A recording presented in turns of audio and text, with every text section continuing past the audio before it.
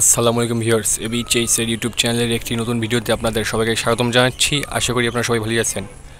আজ 22 জুন রবিবার 2025 তারিখ। আজ পোর্টোভেল থেকে ছেড়ে যাবে দুই প্রিন্স।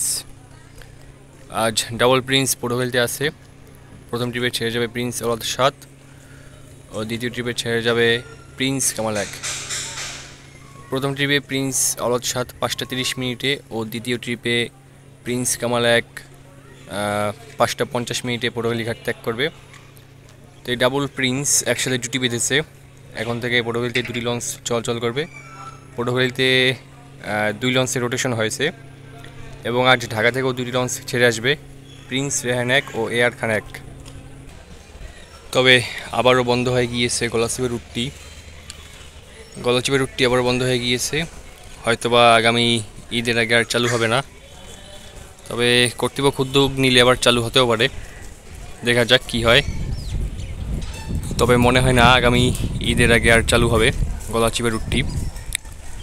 তো পোর্টোভেল থেকে আজ এই দুই প্রিন্স ছেড়ে যাবে। সবাই ভালো থাকবেন, সুস্থ থাকবেন। আসসালামু আলাইকুম।